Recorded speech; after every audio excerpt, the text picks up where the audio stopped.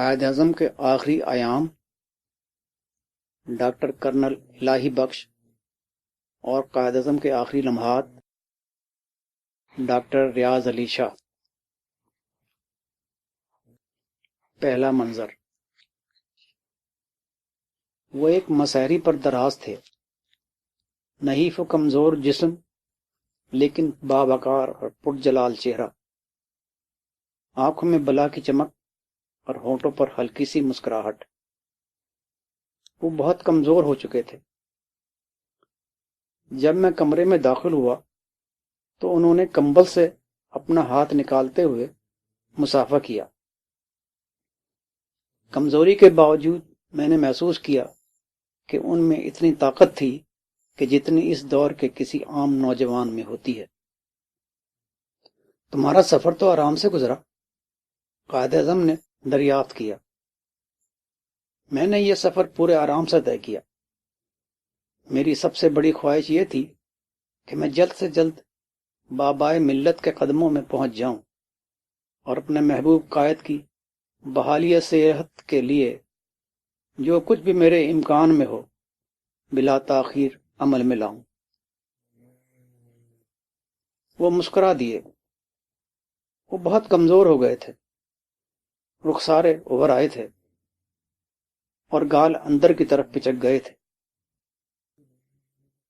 بیماری کی وجہ سے ان کا چہرہ اور رنگ زیادہ نکھر آیا تھا۔ بال بکھرے ہوئے تھے، ایک شاعر اور فلاسفر کی طرح۔ چہرے کی جھریاں ان کے گہرے مطالعے اور تدبر کی باریکیوں کو نمایاں کر رہی تھیں۔ یہی وہ نحیف و نزا ہستی ہے کہ جس کے کوہ شکن عزم، فلک پیما ہمت اور ناقابل تسخیر جذبے نے ناممکن کو ممکن بنا دیا، جس کی ہمت مردانہ نے برطانوی سامراج اور ہندو بنیازم کی متحدہ سازشوں، ریشہ دوانیوں اور چالوں کو شکست دی، اور اپنی فراست، ذہانت خداداد سے مسلمانوں کے لیے ایک ایسی مملکت، آزاد مملکت حاصل کر لی جو اپنے رقبے اور آبادی اور وسائل و ذرائع کے اعتبار سے دنیا کی 5ویں بڑی مملکت ہے۔ یہی وہ رہنمائی ملت ہے جس نے 1.5-2 صدی کی غلامی کی زنجیروں کو توڑ دیا اور 10 کروڑ غلام مسلمانوں کو آزادی کی دولت سے مالا مال کر دیا۔ یہ تھے وہ خیالات جو میرے نہان خانہ دماغ میں چکر لگا رہے تھے۔ یقیناً یہی وہ عظیم شخصیت ہے جو زندگی اور موت کی کشمکش میں مبتلا ہے، بستر مرگ پر دراز ہے لیکن قوم کے غم سے بے نیاز نہیں۔ قریب ہی ایک کرسی بچھی تھی۔ قائد اعظم نے اشارے سے مجھے اس پر بیٹھنے کو کہا۔ میں بیٹھ گیا۔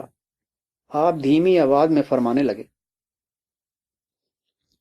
میں نے آج تک کبھی اپنی صحت کی پرواہ نہیں کی اور نہ آئندہ کے لیے خیال کرنے کو تیار ہوں۔ موت اور زندگی سب خدا کی طرف سے ہے۔ موت وقت معین سے پہلے نہیں آ سکتی۔ یہ میرا ایمان ہے۔ میں خداوند قدوس کی ذات کے سوا اس دنیا میں کسی طاقت سے نہیں ڈرتا۔ موت کا خوف مجھ پر طاری نہیں۔ جب موت کو آنا ہے اور ضرور آنا ہے تو پھر موت سے ڈرنے کی کوئی وجہ نہیں۔ یہ تو تم جانتے ہی ہو، جب ساز حیات کے تار ڈھیلے ہو جائیں اور ایک ایک کر کے ساز کا ساتھ چھوڑ دیں تو پھر ان کا جوڑنا ذرا وقت طلب کام ہوتا ہے۔ مجھے یہ کہنا ہے کہ آپ مجھے میری بیماری کے متعلق تمام صورتحال سے آگاہ کر دیں کہ مجھے کیا بیماری ہے، کس حد تک بڑھ چکی ہے۔ میں یہ اس لیے پوچھ رہا ہوں کہ ہر مریض کو اپنے معالج سے یہ دریافت کرنے کا حق ہوتا ہے۔ بیماری کی نوعیت معلوم ہونے کے بعد میں آپ سے زیادہ تعاون کر سکوں گا اور علاج میں آپ کو آسانی ہوگی۔ لیکن اگر طبی اصول صورتحال بیان کرنے میں مانع ہوں تو پھر میں آپ کو مجبور نہیں کر سکتا۔ مجھے ابھی آپ کی پوری تشخیص کرنی ہے۔ میں کرنل الہی بخش صاحب سے مشورہ کے بعد آپ کو بیماری کی صحیح نوعیت سے آگاہ کر سکوں گا، میں نے جواب دیا۔ یہ 27 جولائی 1947 کا واقعہ ہے۔ اس روز سے لے کر قائد اعظم کی رحلت تک مجھے آپ کے ساتھ رہنے کا موقع ملا۔ میں اس دوران میں قائد اعظم کی شخصیت، ان کے بلند اخلاق، ان کے عرفہ اصولوں سے بے حد متاثر ہوا۔ وہ ہر مرحلے پر نہایت شرح و بسط سے بحث فرماتے۔ وہ علاج کے سلسلے میں وکیلانہ بحث کرتے، اور جب ہم انہیں پورے طور پر قائل نہ کر دیتے کہ علاج اور دوائی اس وجہ سے تبدیل کی ہے، وہ کبھی مطمئن نہ ہوتے، لیکن جب مطمئن ہو جاتے تو دوائی کے استعمال سے کبھی انکار نہ کرتے۔ ہم ان کی طبیعت سے پورے طور پر واقف ہو گئے تھے، اس لیے ہر دوائی تبدیل کرنے سے قبل انہیں تمام وجوہ سے باخبر کر دیتے۔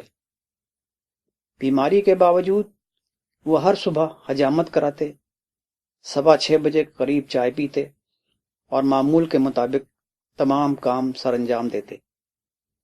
جب بھی انہیں مکمل آرام کے لیے کہا جاتا، آپ مسکرا دیتے۔ آپ فرماتے،